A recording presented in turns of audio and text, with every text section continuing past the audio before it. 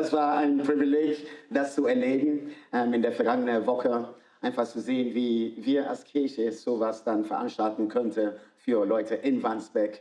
Und da waren Hunderte von Kindern, die da waren und Eltern und Sachen, die wir da bewegt haben. Ich habe letzte Woche das gesagt, wenn ich immer wieder dieses Video anschaue, es berührt mein Herz, nicht nur an der Gedanken, dass wir sowas machen konnten als Church, aber das berührt mein Herz, dass ihr dabei wart. Und ohne euch wäre das nicht möglich, was wir da gemacht haben. Leute waren bei der VIP, bei den Kindern aktiv. Leute haben mitgearbeitet auf die Bühne und Sachen da gemacht. Der Mona hat ein Team zusammengestellt, ein Gospelchor haben da gesungen. Es ist nur möglich, weil Gott unsere Begabungen zusammengebracht hat, um Menschen dienen zu können. Und wieso tun wir das? Es ist, weil Gott großzügig ist. Und das ist das Thema. Und das wird uns bewegen, auch in die kommende Woche. Gott ist großzügig. Sag das mit mir. Gott ist, come on, wie eine Überzeugung. Yes.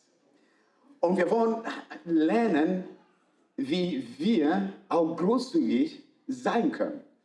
Weil es ist schön, Gott und Jesus ähnlicher auszuwerden. Ihr seid sowieso so großzügig. Wenn ich euch sage, wie viel Geld wir investieren könnten in so ein Fest, ihr werdet so denken, haben wir das überhaupt? Wieso macht ihr das? Wieso haben Leute auch da gegeben? Weiß ich auch nicht. Es ist nur, weil Gott großzügig ist.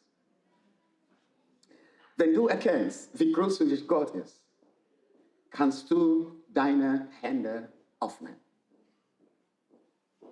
Ich weiß nicht, ob ihr schon mal ein Kind gesehen habt, die etwas bekommen hat in der Hand. Das Kind hält das so fest. Gibst du mir den Bonbon? Gib mir die Schokolade. Manchmal das Kind guckt sogar weg. Ich sehe nicht, dass du das brauchst. Ja, nur weil das Kind hat das noch nicht kapiert, dass der Person, der gerade ihm fragt, kann ihm doppelt so viel geben. Das Kind hat das noch nicht kapiert. Und deswegen das Kind denkt, das ist das Einzige, was ich habe. Ich muss das festhalten. Und manchmal so sind wir, wenn wir vor Gott stehen. Gott hat uns gesegnet und wir halten das so fest. Und manchmal wir hören, hey, du sollst großzügig sein. Ja, ich weiß. Aber ich habe nicht genug. Ich habe nicht genug. Wenn du nur wusstest, mein Konto, ich habe nicht genug. Ich halte das fest. Und wir vergessen, dass der Person, der diese Großzügigkeit von uns fordert, kann uns doppelt so viel geben, 3-mal so viel geben, 5-mal so viel geben.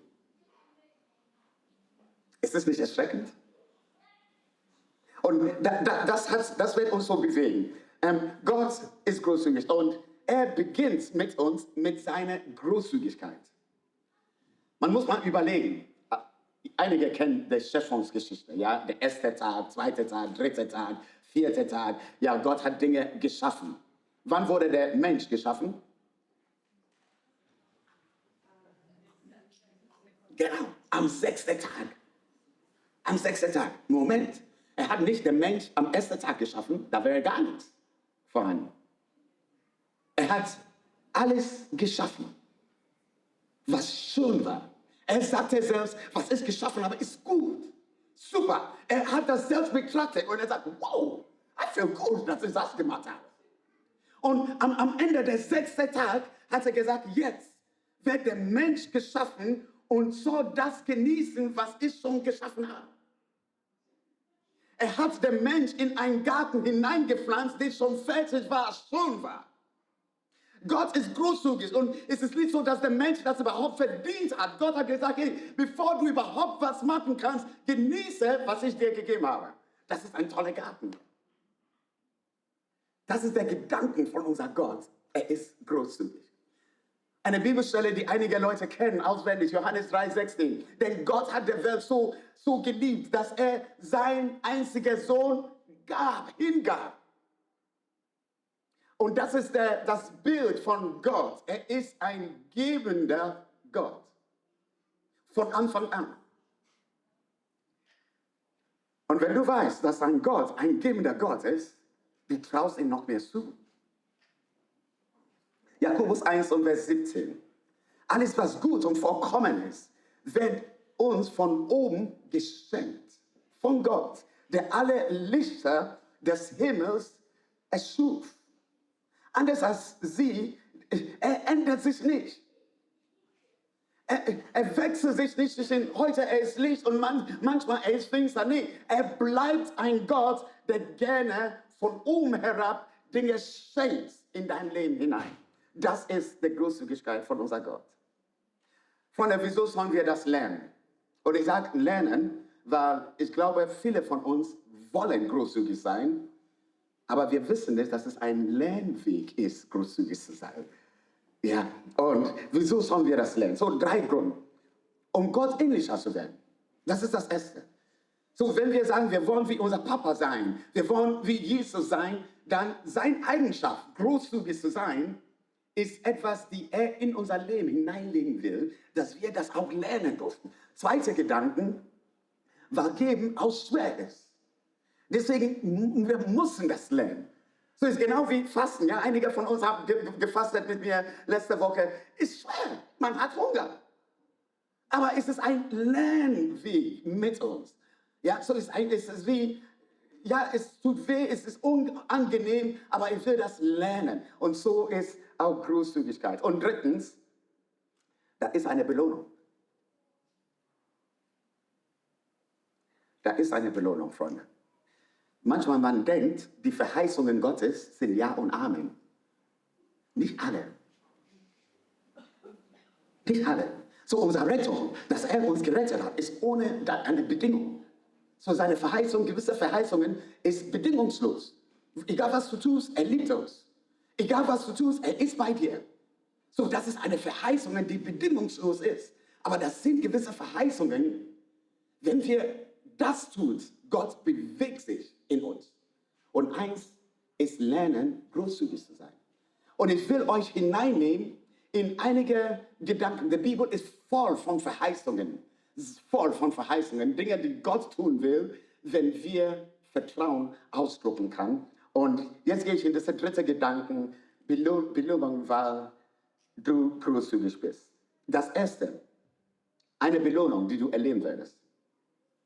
Du wirst erleben, dass dir Gutes widerfährt. Jeder von uns will das. Aber was sagt die Bibel dazu? Gut hat es, in den Psalmen, gut hat es, wer großzügig ist und gerne leidet und in allen seinen Geschäften ehrlich ist. Dieses Wort gut ist dasselbe Wort in 1. Buch Mose, als Gott die Erde geschaffen hat. Und er hat das betrachtet und er sagte, das ist gut. Tov, das ist das Wort. Es ist wie Gott sagt, diese Schöpfung, die gut war, wird unser Leben auch so begegnen. Wieso? Wenn großzügig ist. Zweiter Gedanke. Deine Kinder werden gesegnet sein. Hey, ich kenne Eltern, also die gucken ihre Kinder an und denken, oh nein, bloß nicht. Ja. Freunde, ist egal, was sie tun. Wenn du eine großzügige Person bist, wir dürfen Gott vertrauen, dass der Segen Gottes fließt von uns in unsere Kinder hinein. Leute, ich kann euch Geschichte erzählen von meinen Kindern. Ja? Ihr weißt, Ben ist auch hier in der Church, David, mein ältester Sohn. Ja, so, da war eine Zeit, wir waren getrennt voneinander. Die haben woanders gelebt. Mein Herz hat geblutet, aber was Gott getan hat in ihrem Leben und die Folgen Jesus. Leute, es ist nicht, weil ich ein Prediger bin. Nein, nein, nein, es ist, weil Gottes Segen weiterfließt. Gottes Segen weiterfließt. Der Bibelstelle, die ich dazu gefunden habe, ist im Gegenteil. Immer könntet ihr schenken und ausleihen. Und auch seine Kinder werden von Gott gesegnet. Die konnten was schenken, die konnten was ausleihen. Das ist ein Herz, der großzügig ist. Und seine Kinder werden gesegnet. Für Leute, die arbeiten, die sind fleißig. Und man denkt, ja, ich arbeite, um meine Kohle zu verdienen. Nein, nicht nur deine Kohle zu verdienen, Gott will deine Arbeit segnen. Dritter Punkt, deine Arbeit und Geschäfte werden unter Gottes Segen stehen. In die Sprüche 3 und Vers 10. Ehre den Herrn mit dem, was du hast. Ja, mit dem ersten Ertrages von dem, was du erwerbst. So werden deine Vorratskammern voll sein und deine Fässer überlaufen von neuem Wein. Ich lasse das nochmal durch eure Gedanken gehen. Ehre dem Herrn mit den ersten Erträgen. So damals, da waren Landwirte, ja, so das heißt, die hatten geerntet, die haben Sachen gesammelt. Und ihre Gedanken war, Gott hat das regnen lassen, Gott hat die Sonne scheinen lassen, Gott hat mir die Arbeit gegeben und ich habe das gut gemacht. Jetzt habe ich eine Ernte, jetzt das gehört mir nicht alles. Nee, ich bringe Gott das erste Ertrag. Hat sie drauf, ist es nicht das Letzte, was übrig geblieben ist. Es ist nicht, wenn alles bezahlt ist, dann Gott, du kannst sagen, na, ich überlege, ja, kriegst du das auch. Es ist auch schön. Nee, die brachten das Essen. Und von da kam der Gedanke, dass Gott soll das Erste sein, nicht nur in unser Leben, sondern auch in unseren Finanzen. Das Erste sein in die Dinge, die er uns schenkt und gibt. Und er verspricht, wenn wir das tun, der Vorratskammer werden überfüllt.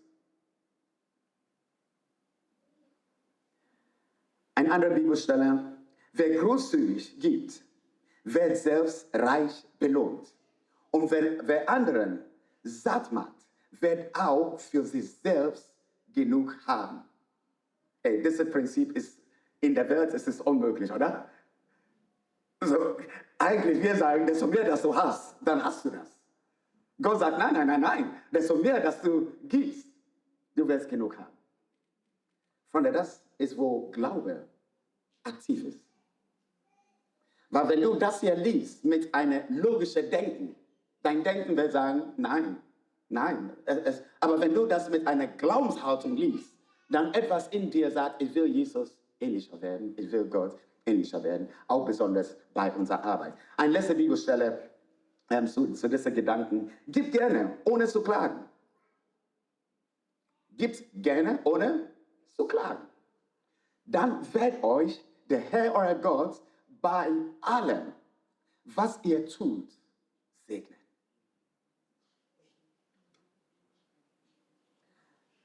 Freunde, der Segen Gottes ist nicht nur Money.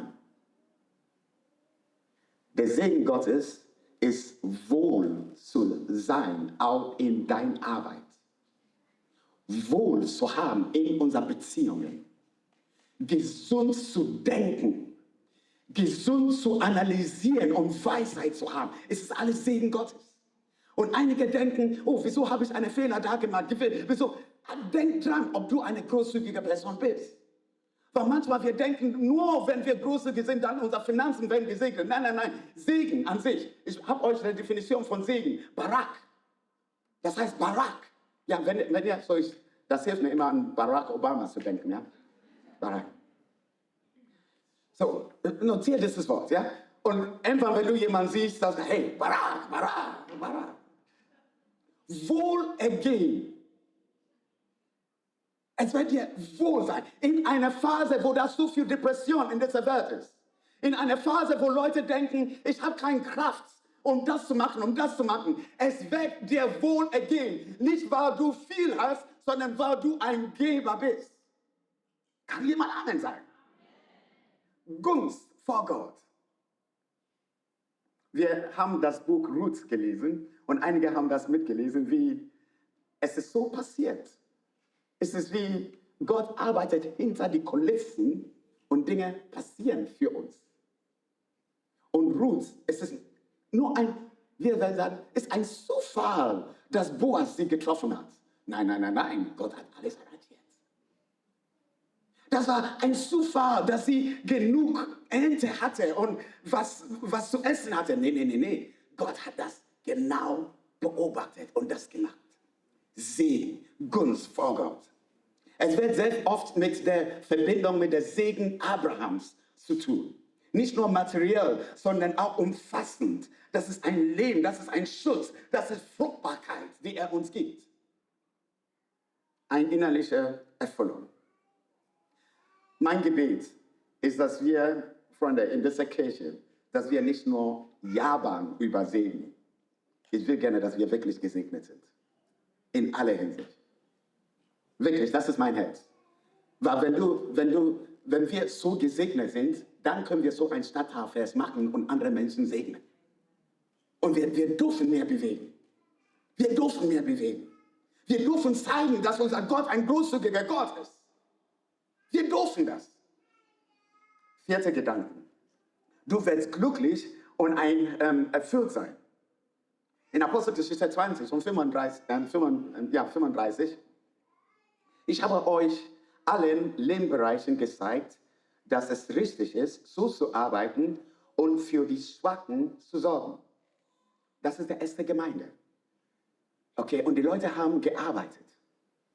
So Christen, wir dürfen arbeiten. Wir dürfen arbeiten. Wenn Gott uns die Kraft gegeben hat, arbeiten. Sage nicht, oh, da ist ein Sozialfonds, da ist das. Nein, nein, nein, nein. Wenn Gott dir die Kraft gegeben hat, tu etwas. Tu etwas. Da ist ein tolles System hier. Und ich weiß, einige Leute können das nicht. Ist auch okay. Da ist ein Benefit von so einem System. Aber Leute, lasst das nicht eine Krücke sein. Lasst das nicht eine Krücke sein, zu sagen, weil ich das bekommen kann von der Stadt. Weil das und das und das werde ich noch bekommen. Und ich muss mal reinzwicksen, um das auszubekommen. Leute, wir unterschätzen, wie viel Kraft und wie viel Dimension Gott in dein Leben hineingelegt hat. Die Leute in die erste Kirche, die haben gearbeitet. Und die haben nicht alleine alles für sich gehalten, sondern die haben die Schwachen gesehen. Die haben gesagt, hey, es ist unsere Verantwortung, für sie zu sorgen. Und Paulus sagte hier, geben bedeutet größeres Glück als nehmen. Und deswegen, Freunde, wenn wir an Großzügigkeit denken oder das geben, dann denk einfach, hey, ich werde glücklicher in meinem Leben. Mein Leben wird erfüllter sein. Hey, ich gebe nicht nur, weil ich geben muss. Nein, nein, nein, nein. Ich gebe, weil, hey, das ist ein Privileg, glücklich zu sein. Gedanke Nummer 5, ein Einfluss. Dein Einfluss wird wachsen und du wirst Menschen prägen. Wer großzügig gibt, wird dabei immer reicher. Leute, ich lese das ja und ich denke, nein. Aber wenn wir das Wort reicher, da habe ich noch einige Worte dazu gepackt, dass ihr das versteht. Weil ich weiß, wenn Leute denken reich, dann man denkt sofort an, wie viel Euro, so wie viele Millionen. Der Gedanke ist hinzugefügt, vermehrt, zunehmen. Das ist das hebräische Gedanken von reicher. Das heißt, du wirst großzügig und Gott tut Dinge hinzu in dein Leben. Hinzu. Es ist nicht ein Copy-Paste. Nein. Er sagt, das gehört dir. Das habe ich für dich vorbereitet. Und er packt das hinzu in dein Leben. Aber er sagte hier, wer aber sparsam ist und mehr als er eigentlich sollte, wird immer arm bleiben. Gott bewahre, oder? So, ich bin wirklich so für sparsam und wenn ihr unser Budget so seht in der Church, dann wir wollen wirklich sparen und es ist weise, es zu sparen, auch als Familie. Ja, es ist weise so zu sagen, hey, das geben wir aus, das wollen wir ersparen, das wollen wir investieren, das wollen wir geben. So ist es gut, solche Budgets dann zu haben. Ich mache das selbst mit meiner Familie und dennoch, man kann übersparen und nicht Gott als den ersten Platz stellen. Okay, und man spart, Achtung, aus Angst von der Zukunft, was passieren könnte. Kennt ihr das?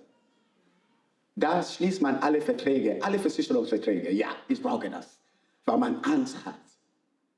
Und ich will gerne, dass wir, auch wenn wir Verträge abschließen, ja, Versicherung so ist gut, ja, also ich weiß, einige arbeiten auch da, aber lass Gott dich leiten, sei weise. Sei weise und gehe nicht mit den Gedanken von Angst, sondern gehe mit den Gedanken von Versorgung Und das System in Deutschland ist so aufgebaut, dass unsere Kinder könnten versorgt sein, wenn gewisse Versicherungen und so ausstehen. Tue das, wenn du das tun willst. Ja, aber Leute, da ist ein Punkt, wo wir übersparsam sind. Und jeder Pfennig, jede Sache ist, wir sehen das nochmal durch. Und wir halten es fest, wie ein Kind, das Angst hat, die Hände auszumachen und zu geben. Gedanken Nummer 6. Am Ende, wenn du großzügig bist, eine Belohnung ist, am Ende wirst du mit mehr dastehen, als was du gegeben hast.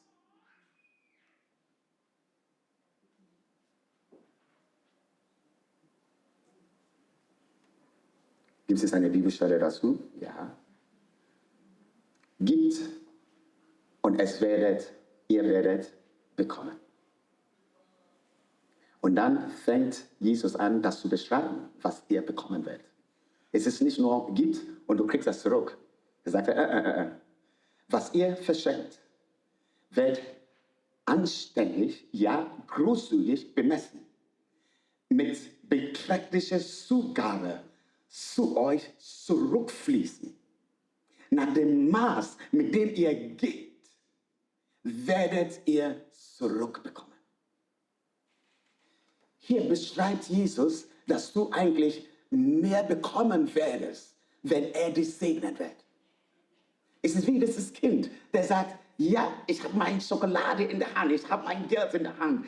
Und er sagt, kannst du mir das geben? Kannst du mir nur 10% geben? Ja, ich vertraue das. Ich vertraue dir das an. Und Gott sagt, genau das brauche ich. Das ist Vertrauen. Ist nicht der Sonne, das ist Vertrauen. Und dieses Vertrauen öffnet die Tür, um das zu empfangen, die viel, viel mehr ist, als was du gegeben hast. Letzter Gedanken. 7. Alle deine Bedürfnisse werden durch Gott gestillt werden.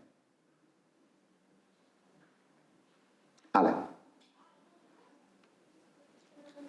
2. Korinther 9. Und mit dieser Bibelstelle werde ich dann zum Schluss kommen. Jeder von euch muss selbst entscheiden, wie viel er geben möchte. Jeder. So, wenn du einfach jetzt hier sitzt und du denkst, ja, relax, tief ein- und ausatmen. Aber vielleicht der Heilige Geist redet gerade mit dir. Vielleicht ist das Struggle, was du im Herzen hast, ist ein Struggle zwischen deiner alten Person, die festhält, und der Person, die Gott freimachen will. Und er sagt, du kannst entscheiden, was du geben möchtest. Gib jedoch nicht widerwillig und nicht aus Zwang. Denn Gott liebt den Menschen, die gerne gibt. Vers 9.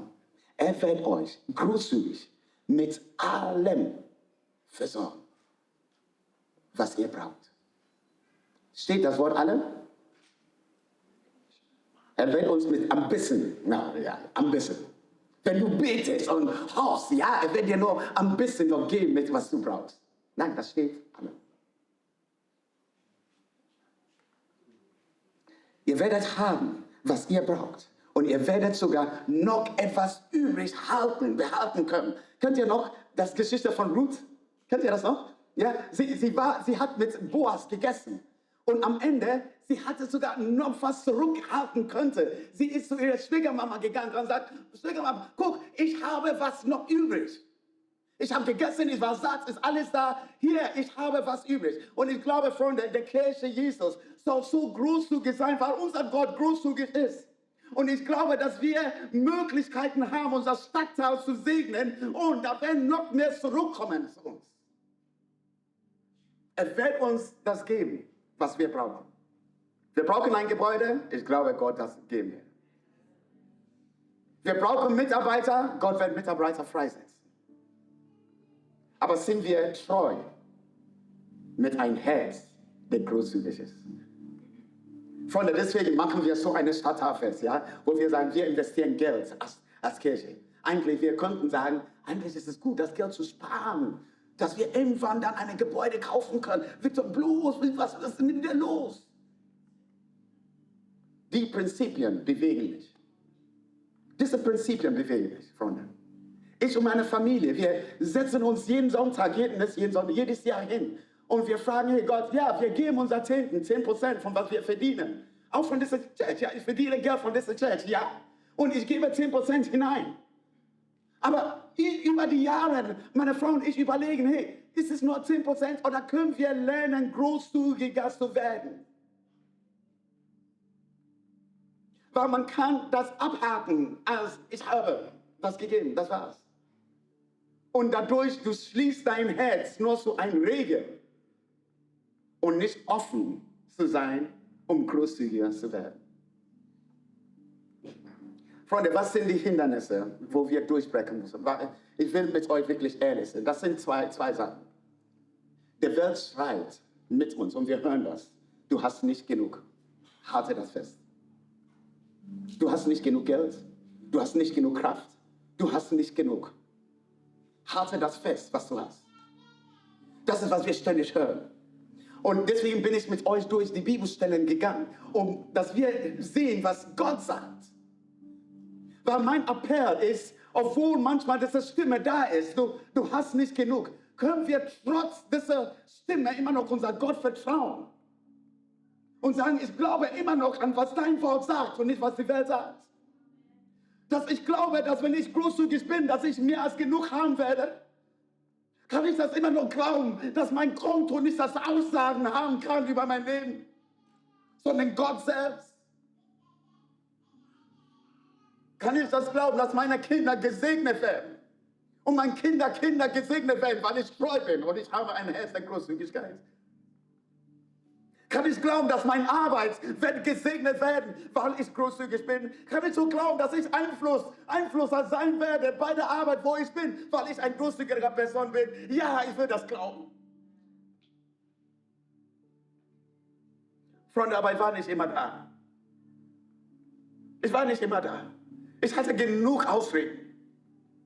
In meinem Leben, ich hatte manchmal Ausreden aufgeschrieben, Gott, ich kann das nicht geben, weißt du, ich muss Kindergeld zahlen, ich muss das zahlen, ich muss das zahlen, ich muss das und das. Und ich habe genug Ausreden ich halte das fest. Aber der Wurzel von der Ausreden war Angst, dass Gott nicht kräftig genug ist, um mich zu versorgen. Möge Gott uns Freiheit geben, Freunde. Weil, wenn du gesegnet bist, weil du großzügig bist, wird seine Kirche gesegnet. Wird dein Chef gesegnet. Praktisch, wir tun das so hier in der Kirche, dass wir sagen, hey, das erste Fundament, einfach zu gehen, ist Gott zu vertrauen mit 10% von deinem Verdienst. Und weißt du was? Wir schämen uns nicht, das zu sagen. Das steht sogar auf unserer Homepage. Ne? Wir schämen uns nicht, das zu sagen, weil es ist mutig. Es ist mutig. Weißt du, das sind Kirchen, die betteln an Geld. Und ich sage sagen, nein. Wir haben einen Gott, der großzügig ist. Und wenn er euch segnen kann mit seiner Großzügigkeit, dann lasst uns diese Resonanz, diese Response, diese Gott, weil du das tust. Ich will das. Ich kann das. Und ich weiß, einige tun das schon hier. Und ich fordere euch heraus, auch wenn du das schon tust und du gibst so gerne in der Kirche und du investierst die 10%, auch Gott zu fragen, Gott, ist das großzügig? Oder sprichst du gerade in mein Herz hinein, in ein Next Level zu gehen? Das sind einige hier, praktisch für euch. Ihr habt nur sag mal so, in euer Kopf da ist ein Loch in meiner Tasche. Ja? Alles, was ich verdiene, geht schnell weg. Geht schnell weg. Man verdient und man merkt, der Konto wird nicht mehr. Vielleicht ist es gut für dich praktisch, aufzuschreiben. Eine Sache, 3 Sachen. Was hat Gott Gutes getan in meinem Leben? Wieso? Weil du musst das Mindset ändern. Du musst diese Gedanken von ich habe nichts. Was sollen wir verändern? Du bist gesegnet. Du bist gesegnet. Oh doch, du bist gesegnet. Und ich weiß, in deinem Kopf, sagt, aber, nein. Du hast einen Papa im Himmel, der großzügig ist. Du hast einen Papa, der großzügig ist. Und deswegen lass uns gegen diese Abers kämpfen. Bitte schreibe nicht dein ganze Ausreden auf, wie ich das gemacht habe über die Jahre. Erlebe, wie Gott großzügig ist zu dir. Schreib das auf. Und sagt der Teufel, am Ende ist Schluss mit dieser Habgier, ist Schluss mit dieser, ich will alles haben. Nein, ich will eine großzügige Person sein. Wieso? Da ist mehr, die Gott mir geben will. Wir als Kirche, wir haben einen Wert. Und dieser Wert ist, Großzügigkeit ist unser Privileg. Sagt mit mir, Großzügigkeit ist unser Privileg. Wir investieren, weil Gott mehr als genug gibt. Wir haben nicht gesagt, wir investieren, weil Gott gibt. Nein. Wir haben 2. Korinther gelesen. Er gibt uns sogar mehr und wir werden was übrig haben. Er gibt uns mehr als genug. Freunde, das ist mein Gebet für uns als Kirche. Das ist mein Gebet für dich persönlich in deinem Leben. So, wenn du am du suchst gerade eine Arbeit, du suchst gerade eine Ausbildung, du suchst gerade Orten, die Gott dir finanziell segnen werde. Heute, ich will Sachen aussprechen in deinem Leben. Weil ich glaube, da ist ein Weg, den du gehen kannst, wo du sagst, ich suche. Da passiert nichts. Und da ist ein anderer Weg, den du gehen kannst, wo du sagst, ich vertraue mein Papa im Himmel. Ich will mit euch in diesen Weg gehen. Und ich bete, dass Ausbildungsstellen, dass sie frei werden für dich. Aber die wir suchen, dass das kommt. Nicht, weil wir viel machen, sondern weil Gott viel für uns macht. Man kann rübergehen durch ein Herz der Großzügigkeit. Wollen wir zusammen beten?